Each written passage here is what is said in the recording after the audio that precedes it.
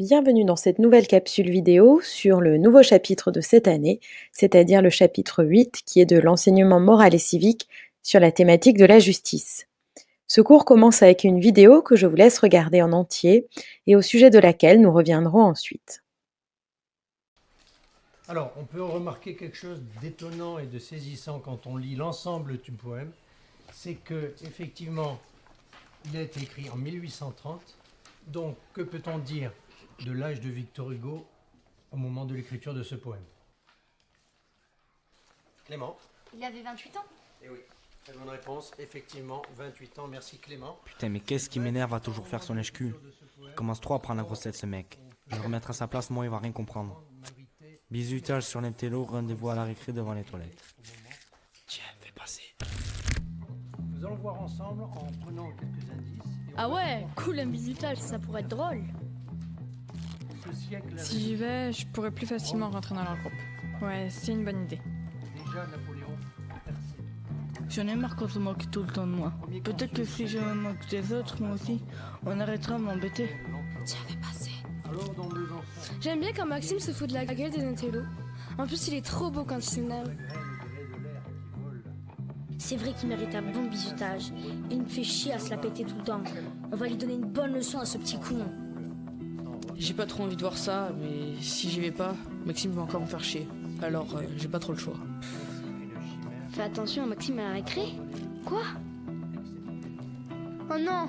Il va encore me prendre mes lunettes et me traiter d'un télo devant tout le monde. C'est peine qui va me frapper. Des fois, j'aimerais être invisible ou plus exister. J'ai peur d'aller au collège. J'en ai marre de tout ça. J'en ai marre, j'en ai marre, j'en ai marre. Oh, sale bisou, tu fais moins ton malaise à tes amis les professeurs.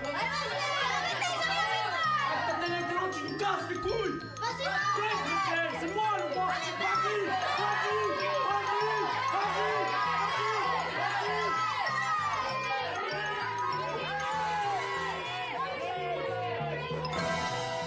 Je vous jure, monsieur, je regrette d'avoir posté cette vidéo sur internet. C'était juste pour faire rigoler mes copains. Oui, monsieur, dans le fond, elle aimait bien Clément. On voulait juste le taquiner, c'est tout. Ah ouais? Vous regrettez maintenant? Mais c'est trop tard. Il existe deux types de harcèlement. Le harcèlement physique et moral. Cependant, l'un est plus dévastateur que l'autre. Si le harcèlement physique laisse de terribles séquelles, le harcèlement moral reste gravé à vie.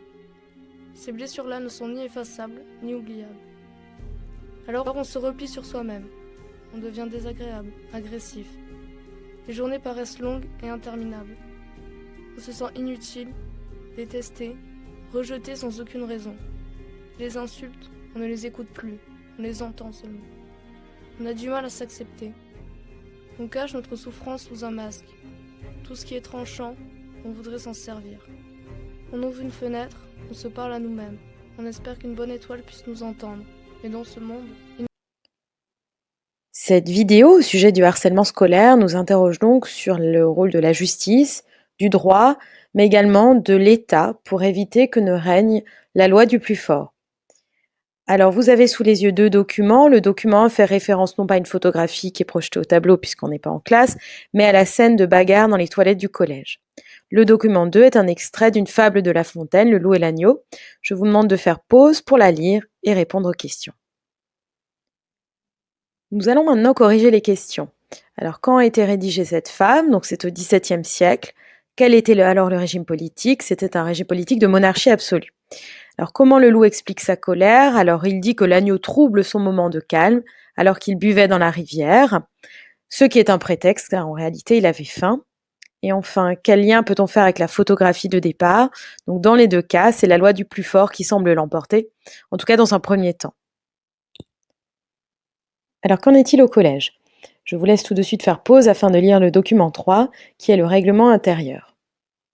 Alors, nous allons ensuite répondre aux questions. Donc, d'après notre règlement intérieur, la morale de la fable, la raison du plus fort est toujours la meilleure, est-elle valable au collège? Donc, non. Dans le règlement, on parle de sanctions disciplinaires. Cites-en deux en cas de bagarre ou de violence. Donc, il peut y avoir une exclusion temporaire, voire une exclusion définitive. Pourquoi est-ce important que la loi du plus fort ne règne pas au collège? Et qu'est-ce qui garantit les droits de chacun? Donc, Pourquoi c'est important? Donc afin que chacun se sente en sécurité au sein du collège, ce qui est garanti par l'existence du règlement intérieur. Que dit le code pénal? Alors tout d'abord, un point sur le code pénal, c'est l'ensemble des textes juridiques qui définissent les infractions et les sanctions applicables. C'est le code rouge que vous avez en haut à droite du document. Je vous laisse une nouvelle fois faire pause afin de pouvoir lire le document. Quel lien peut-on faire avec la situation du film? En effet, dans le film, il s'agit de violences commises au sein d'un établissement scolaire qui sont, selon le code pénal, plus gravement sanctionnées. Alors tu surlignes les sanctions de l'article 222-12 qui sont données par le juge. Ainsi, comme au collège, la loi du plus fort ne règne pas en France grâce à l'existence de la justice. Point, et tu encadres en rose. Cette nécessité d'assurer la sécurité à tous les Français dans un texte de loi remonte à la Déclaration des droits de l'homme et du citoyen de 1789. Faites ici pause afin de lire les extraits sélectionnés. Cette Déclaration des droits de l'homme et du citoyen est inscrite dans la Constitution. C'est un texte extrêmement important. Je vous demande de rechercher la définition sur Internet, de l'écrire à côté, de surligner en vert. Enfin, la dernière question, quel est le texte juridique qui permet de mettre en œuvre les sanctions appropriées en cas de non-respect des droits de l'article 2, donc de la sûreté? Là, vous l'aurez compris, il s'agit du code pénal que nous venons d'étudier. Afin de terminer cette première partie, je vous demande de réaliser le bilan avec des amorces de phrases. Avant, c'était la loi du plus fort qui régnait. À l'école, les problèmes de violence se règlent par les adultes du collège, principal, CPE, enseignants, surveillants. Pour la société, c'est la justice qui est là pour faire appliquer la loi. Point final.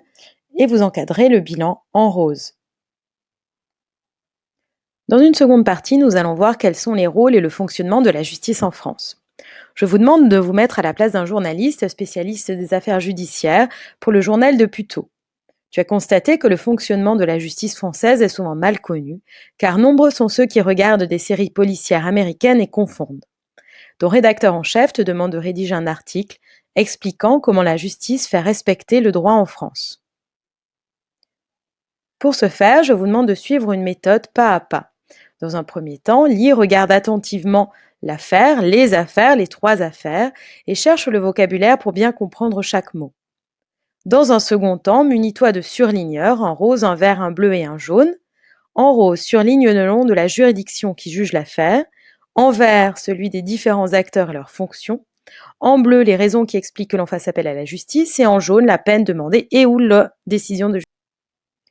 Je vous demande de travailler sur 3 affaires. L'affaire numéro 1 qui est jugée au prud'homme, l'affaire numéro 2 qui est jugée dans un tribunal correctionnel et l'affaire numéro 3 qui est la tuerie de Montfort, qui est une vidéo à chercher sur Dailymotion, qui est jugée à la cour d'assises. La tâche finale est la rédaction de l'article en 4 paragraphes. Dans le premier paragraphe, tu présentes chaque juridiction en expliquant leur rôle et le type d'affaires qui y sont jugées. Dans un deuxième paragraphe, chaque acteur en expliquant leur travail. Dans un troisième temps, les raisons qui expliquent que l'on fasse appel à la justice. Et dans un quatrième temps, tu précises le déroulement de ces affaires et les décisions de justice. Bien sûr, à chaque fois, tu te réfères à ces 3 documents et à rien d'autre. Tu trouveras les informations nécessaires sur 2 sites fiables qui sont adojustice.gouv.fr et justimemo.justice.gouv.fr. Nous allons maintenant voir quels sont les différents symboles de la justice. Donc il y en a 4 qui font référence donc à ces 4 rectangles que tu as sur ta feuille. Tout d'abord, tu vois devant toi donc Thémis, qui est la déesse grecque de la justice. C'est elle qui veille au bon rapport des dieux entre eux. Ensuite, il y a la balance, qui symbolise une justice équitable, qui pèse les arguments de chacun. Il y a ensuite l'épée qu'elle tient à la main, qui symbolise la puissance et l'application des sanctions. Et enfin, le bandeau sur les yeux, qui symbolise le fait que la justice n'a pas de parti pris, elle est impartiale. Ensuite, dans ce tableau, on va voir qu'à chaque type d'affaire, il y a un tribunal particulier. Alors, nous allons commencer par le tribunal des prud'hommes, dont le rôle est de régler les conflits au sein du monde du travail entre les employeurs et les employés. Le type d'affaires, ça peut être par exemple la protection de la santé des travailleurs, un licenciement ou des salaires. Et donc l'exemple, c'est l'affaire numéro 1. Le tribunal d'instance a comme rôle de trancher les désaccords entre les personnes, avec comme type d'affaires des conflits entre voisinage, le divorce, les loyers impayés. Le tribunal correctionnel juge quant à lui les délits, avec comme type d'affaires les vols, trafic de drogue ou des violences, comme notre affaire numéro 2. La cour d'assises juge les crimes. Les types d'affaires peuvent être les meurtres, les viols. Les peines peuvent être jusqu'à perpétuité. L'exemple est de ce fait l'affaire numéro 3. Et dans un dernier temps, la cour d'appel est celle qui rejuge tout type de procès.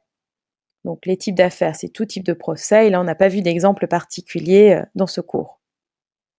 Nous allons maintenant voir quelles sont les personnes qui agissent dans ce monde de la justice. Alors bien sûr, il y a la victime qui fait appel à la justice, et il y a une personne, un groupe de personnes qui est accusé. Alors ce qui est important, c'est qu'il est déclaré innocent jusqu'à ce que preuve de sa culpabilité par le juge soit faite.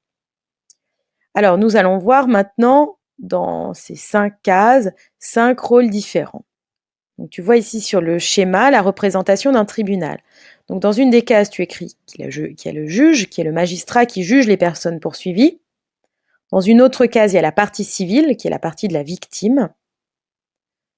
Ensuite, dans une autre case, tu parles du procureur de la République, qui poursuit les auteurs des infractions et qui veille à l'application de la loi. Du côté droit de l'image, il y a le greffier, qui est le secrétaire de la séance, qui prépare, classe les dossiers, et pendant l'audience, il prend note du contenu des interventions de chacun. Et une situation particulière, à la cour d'assises, il peut y avoir des jurés, qui sont des juges non professionnels, des citoyens tirés au sort pour représenter le peuple français, donc dans la cour d'assises. Dans une troisième et dernière partie, nous allons nous intéresser à la justice des mineurs.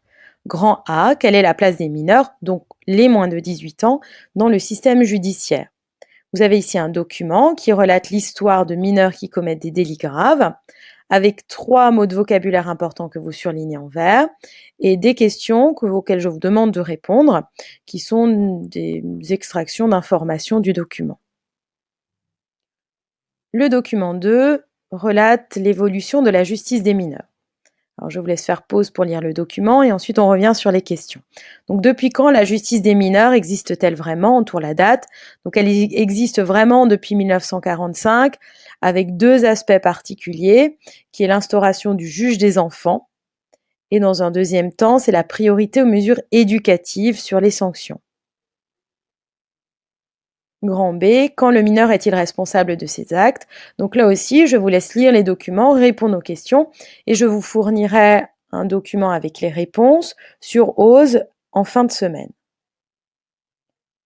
Petit 2, une alternative à la prison pour le mineur délinquant. Je vais vous montrer une vidéo sur le centre éducatif fermé de Sainte-Gauburge en Basse-Normandie et je vous demande de répondre à ces 3 questions. Nous les appellerons Pierre et Johan. Ils nous ont ouvert les portes et nous guident. Depuis plus de 10 mois, le centre éducatif fermé est leur lieu de vie. Une alternative à l'incarcération. Ici, on vient une fois par semaine. Ça dépend quel jour, on est marqué sur planning. Puis, voilà, après on répare divers trucs. Par exemple, des fois, quand il y a quelque chose qui ne va pas sur les voitures, on les répare. Les moyens, de nombreux ateliers, une scolarité et un stage de découverte professionnelle. Des activités artistiques aussi, pour Pierre et Johan, 16 ans. L'idée, c'est de désamorcer l'idée du groupe, malgré qu'ils soient dans un groupe, mais pour qu'ils se rendent compte de ce qu'ils sont eux. Le groupe, ils le connaissent d'une manière générale par les cités, par les anciennes galères, les trucs dans lesquels ils étaient. Là, on essaie de faire du neuf. Faire du neuf, repartir sur d'autres bases. Un coup de pouce pour effacer l'ardoise. Pierre s'en va dans un mois, il le reconnaît, il n'est plus le même. Mon évolution aussi, parce que j'ai beaucoup évolué. Comment ça, tu as évolué? Qu'est-ce que tu... J'ai mûri. C'est-à-dire? Je me projette plus sur mon avenir qu'avant. Avant, je pensais pas à ça. Après, quand tu arrives ici, après, t'as envie de sortir et se calmer un peu. 27 salariés à temps plein pour 12 jeunes mineurs, tous récidivistes. Si les débuts ont été difficiles, aujourd'hui, les incidents se font rares. On est capable d'anticiper les crises, de mieux les gérer, d'anticiper les fugues. Vous vous souvenez quand les CEF ont ouvert, c'était toujours le CEF de Saint-Gobain, tel nombre de fugues et tout. C'est de moins en moins le cas parce que le cadre est sécurisant pour les jeunes. Multiplier les centres éducatifs fermés, aujourd'hui c'est une volonté politique. Près de 85%, c'est le taux de réintégration dans le parcours scolaire ou de préapprentissage. Nous, on pense que c'est une alternative très intéressante. Alors, à l'incarcération, comme vous avez pu le dire tout à l'heure, mais aussi à titre préventif, pour éviter que des enfants, à un moment donné, se retrouvent dans une impasse du point de vue de leur parcours et de leur projet. Le centre éducatif fermé, une structure sur mesure pour respecter la spécificité du droit pénal des mineurs. Après avoir répondu aux questions relatives à la vidéo, nous arrivons au grand C, comment protéger les mineurs en danger. Donc je vais vous demander de lire l'histoire de Jenny et la définition de ce qu'est un mineur en danger, de répondre aux questions. Vous terminerez en réalisant vous-même le bilan grand 3. Donc dans un paragraphe en 3 parties, tu vas expliquer donc dans une première partie quelles sont les responsabilités d'un mineur face à ses actes, dans une seconde partie comment la justice punit les mineurs et dans une troisième partie comment la justice protège les mineurs. Donc comme dit précédemment, je vous fournirai une correction détaillée à la fin de la semaine. Bon courage à tous!